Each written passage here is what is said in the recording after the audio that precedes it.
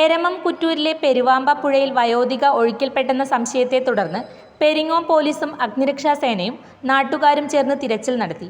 പെരുവാമ്പയിലെ കോഡൂർ മാധവിയെ കണ്ടെത്താനാണ് തിരച്ചിൽ നടത്തിയത്. വ്യാഴാഴ്ച വൈകിട്ട് 3-ഓടെ അടുത്ത വീട്ടിലേക്കെന്ന് പറഞ്ഞു പോയതായിരുന്നു. തിരികെ എത്താത്തതിനെ തുടർന്ന് നടത്തിയ അന്വേഷണത്തിൽ വീടിന് സമീപത്തെ പറമ്പിൽ നിന്നും ഇവരുടെ കുട കണ്ടെത്തി. ഇതിന് സമീപത്തു കൂടിയാണ് പെരുവാമ്പ പുഴ ഒഴുകുന്നത്. പുഴയുടെ സമീപത്തായി ഒരു കുളവുമുണ്ട്. പെരിങ്ങോം അഗ്നിശമന സേനയുടെ സ്കൂബ സംഘം കുളത്തിലും പെരുവാമ്പ പുഴയിലും തിരച്ചിൽ നടത്തിയെങ്കിലും മാധവിയെ കണ്ടെത്താൻ സാധിച്ചില്ല.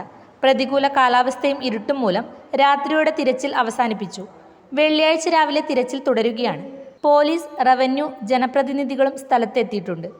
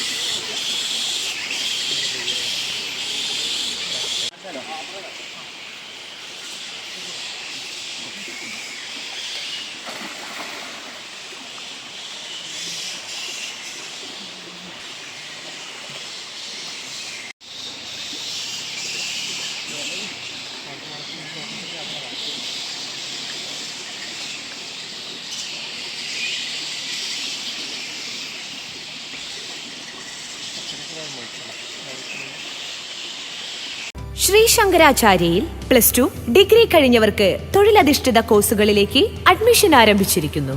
അഭിരുചിക്കനുസരിച്ച് തിരഞ്ഞെടുക്കാൻ നിരവധി കോഴ്സുകൾ. നൂതന സാങ്കേതിക വിദ്യയുടെ സഹായത്തോടെ അതാത് മേഖലയിലെ പ്രൊഫഷണൽസ് നയിക്കുന്ന ക്ലാസുകൾ.